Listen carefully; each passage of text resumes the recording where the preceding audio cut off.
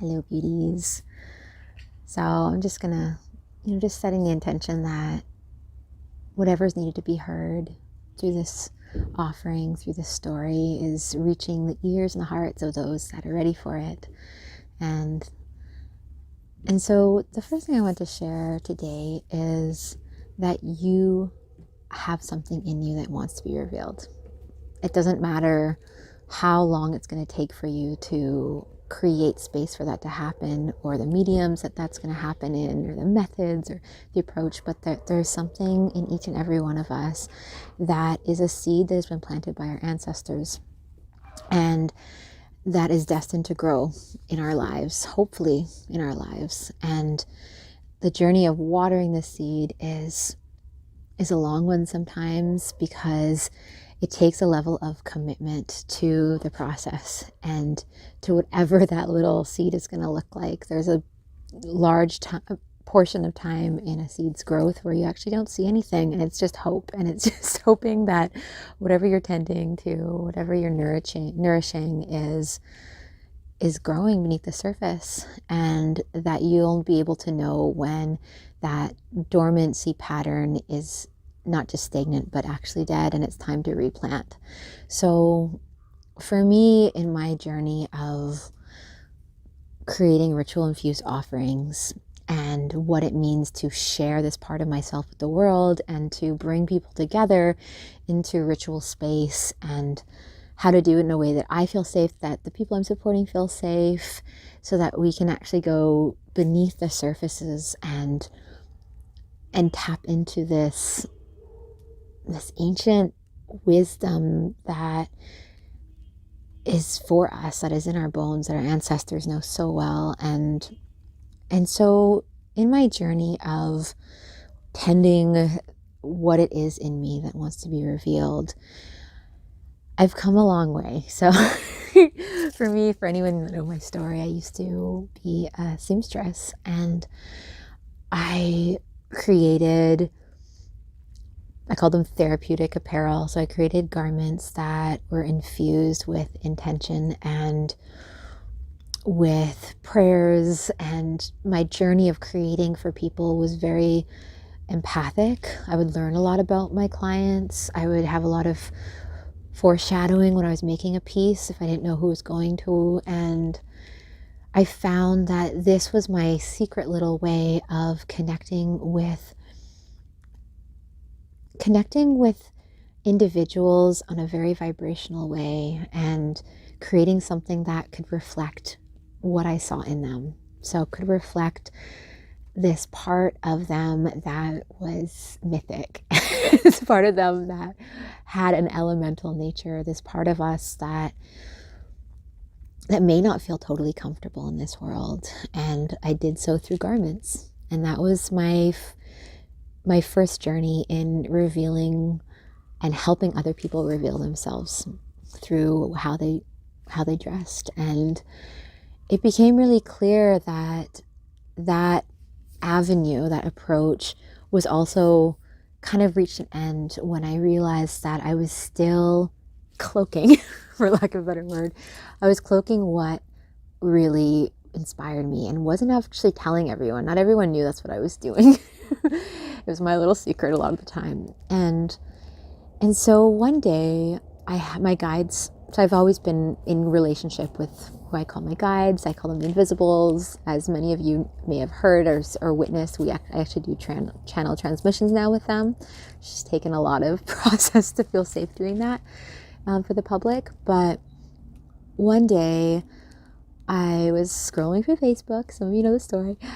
And I just kind of got into that zombie mode where I'm like, oh my gosh, I'm just scrolling and feeling like my purpose in life is not being fulfilled as the screen was going up.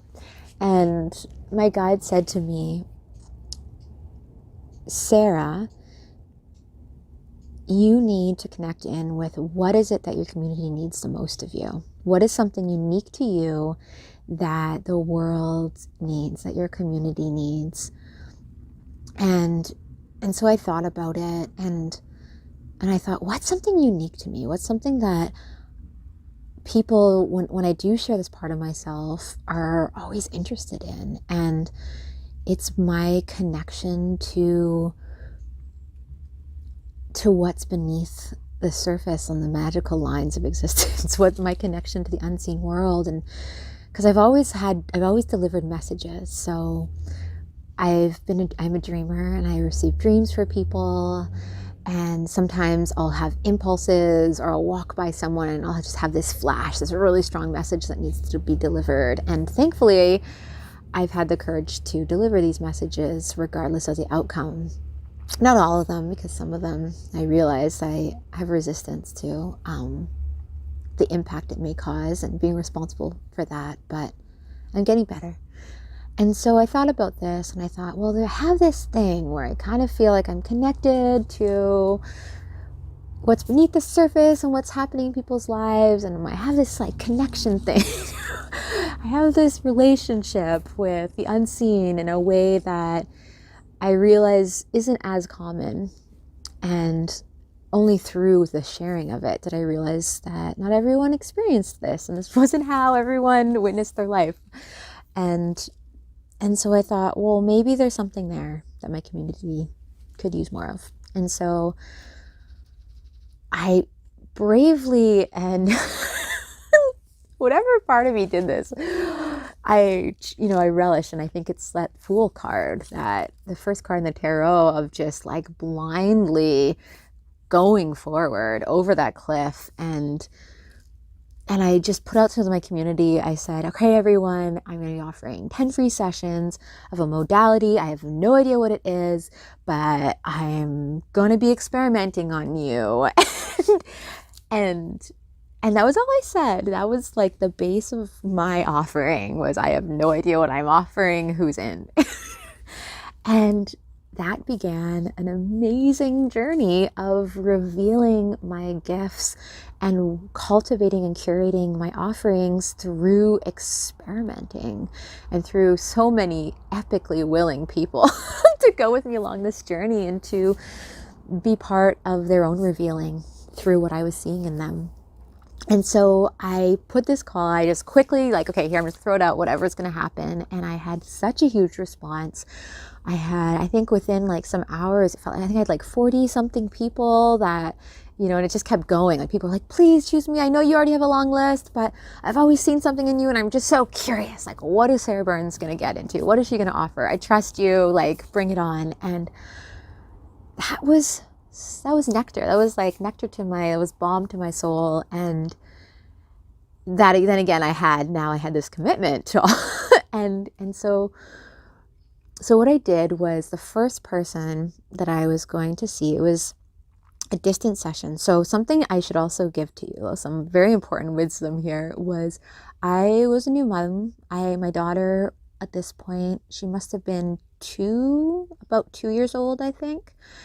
And, being a stay-at-home mom, my life was really full. And the reason why I felt like I could create space for this was I started having a meditation practice early in the morning before she woke up. And I thought, well, if I can meditate at this time before my daughter wakes up, then what else can I do during this time?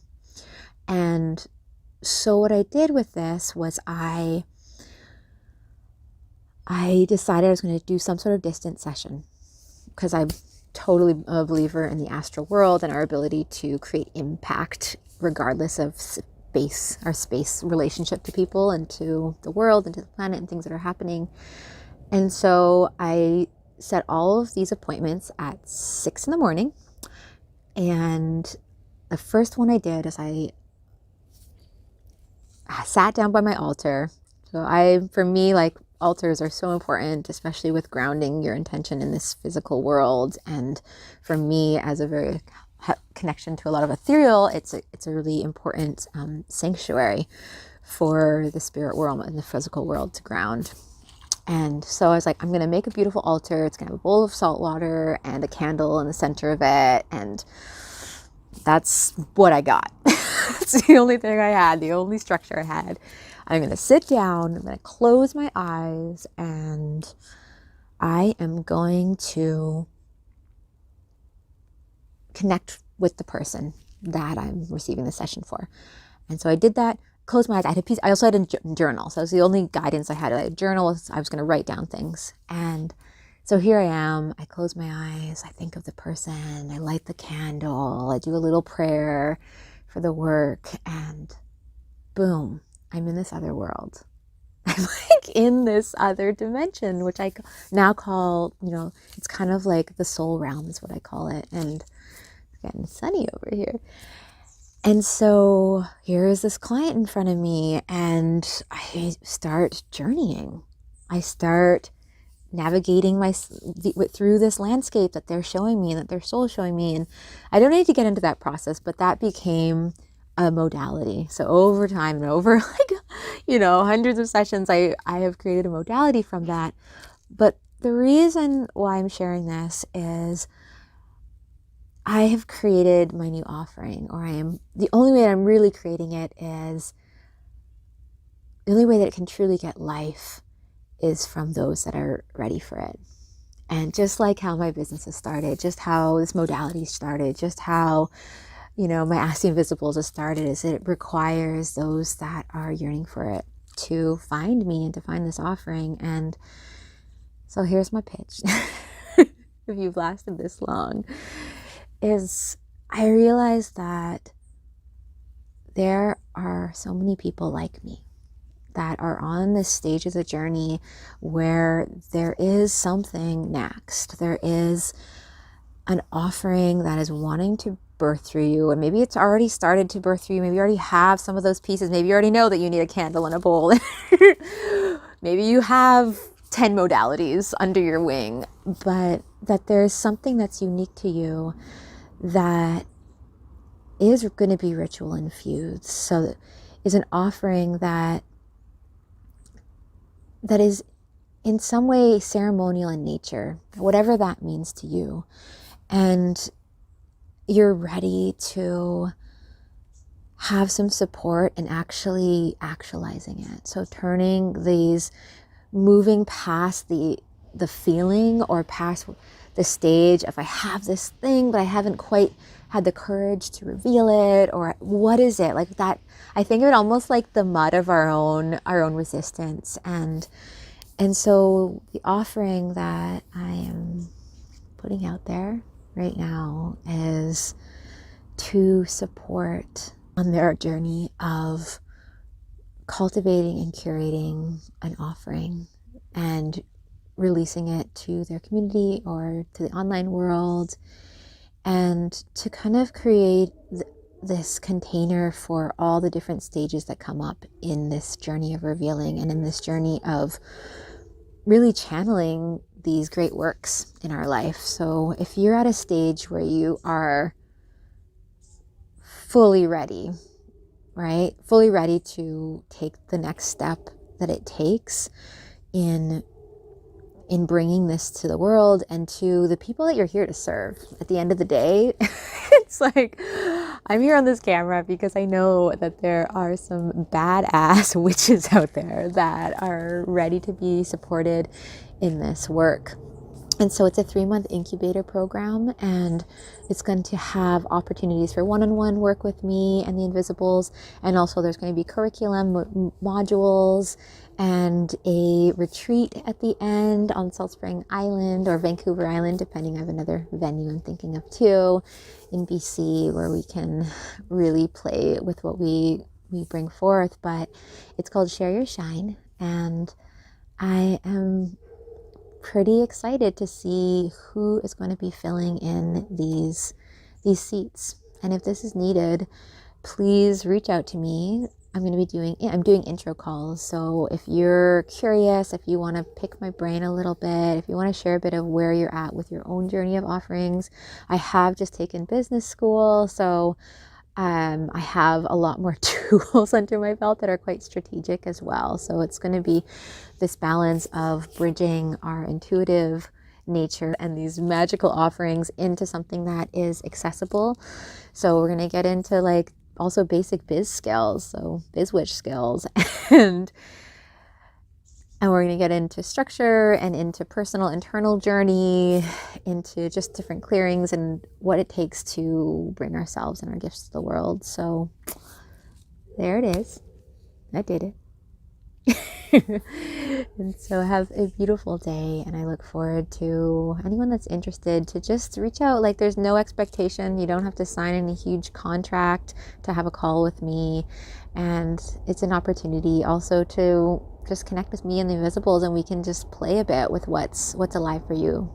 And sometimes that can even be what you need to spur your greatest gifts coming out into the world. So until next.